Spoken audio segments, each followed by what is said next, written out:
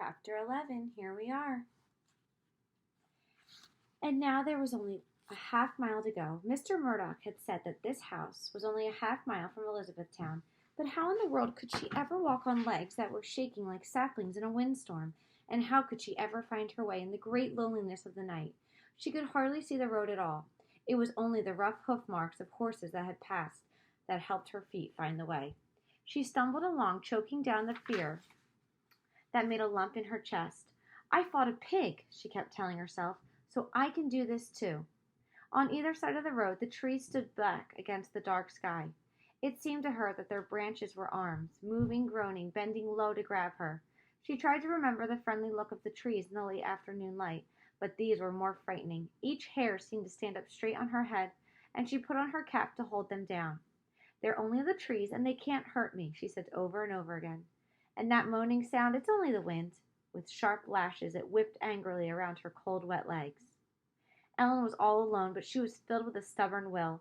Nothing was going to stop her now that she was only half a mile from Mr. Shannon's tavern. Whenever she passed the dark shadow of a farmhouse, sitting behind a stone wall, she could smell the smoke from the chimney.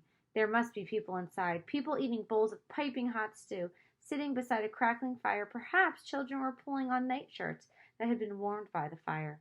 Perhaps they were climbing into bed and putting their feet against the warm bricks wrapped in wool. Mother had always warmed her bed for her this way at home. Not a crack of light showed at the windows. Although a dog barked at the sound of her feet crunching in the snow, the doors remained shut. And then, far ahead, she saw a light no bigger than a needle prick in the dark. Maybe it's Mr. Shannon's tavern, she cried, and tried to run. But her cold, wet feet would not obey her. They stumbled and slid on the frozen road, and she could not make them hurry. As she slipped from one uneven hoof mark to the next, she found herself saying over and over again, I shall run and not faint, I shall walk and not grow weary. Somehow the words made her think of grandfather. She remembered him sitting by the fire in the kitchen with his little reading glasses on his nose and the old Dutch psalm book in his hands. She could hear her grandfather's cheerful voice, They shall walk and not be weary, they shall run and not faint. It made her feel better to think of the words that grandfather read aloud and believed so firmly. When at last she came close to the light, she saw that it poured from an open doorway. She knew it was the doorway of a blacksmith's shop by the clang of a hammer on an iron anvil. Wearily, she stumbled up to the door and leaned against the door frame. When she could catch her breath, she would ask the smith the way to the Jolly Fox Tavern. The small barn was filled with dark shadows and flickering lights. For at one side, the fire in the fireplace glowed on a hearth that was almost as high as a table. How good it was to feel the warm air blow over her as she stepped inside. The blacksmith was startled when he looked up from the anvil where he was beating a horseshoe into shape. His blue eyes shone bright in his grimy face. What brings you here, boy? He said sharply. It's a cold night to be out. Oh, sir, I'm frozen into an icicle. Step up to the fire, then, but don't alarm the horse.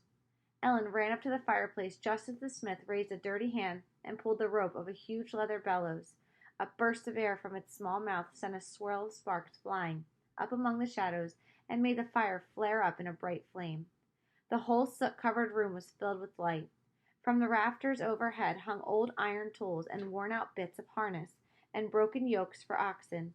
Even the brick fireplace looked old, covered with a coat of sooty cobwebs. With the barn brightened by the fire, Ellen could see at the other side of the room an old gray horse waiting to be shod, and in the corner beside the horse a big man sitting on a barrel. He was wearing a plaid muffler wrapped around his fur hat and tied across his mouth.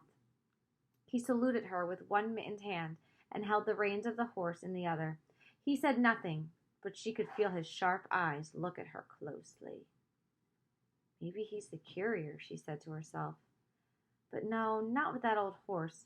A courier would have to have a strong, swift horse who could run for hours. When the smith lifted his long tongs and put the horseshoe into the fire, the hairs on his arms shone like copper and matched the lock of hair that fell over his forehead. Where did you come from? He asked. Oh, Ellen hesitated.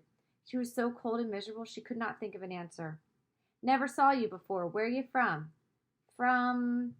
Ellen groped for some kind of answer. From Mr. Murdoch's farm. You a bound boy there? Asked the man in the fur hat. Ellen jumped and turned to see him pull the muffler down from his mouth. He had tipped his hat to one side and was watching her carefully. So picture like he had like a big scarf.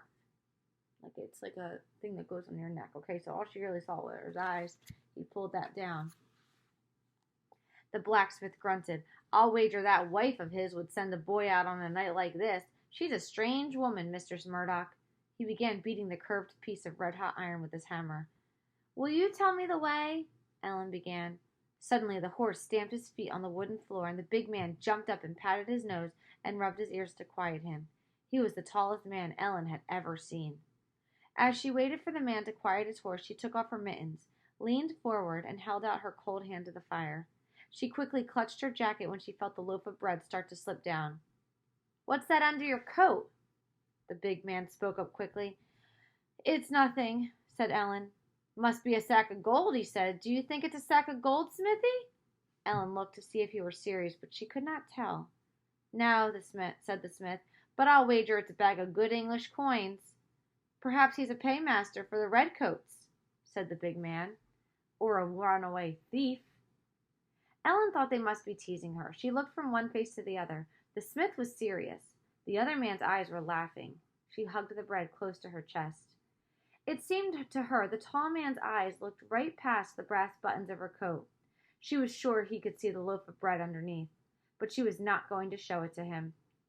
Did you steal something from the redcoats? He asked as he leaned forward and peered at her across the room. Perhaps he wasn't teasing after all. The smith grumbled.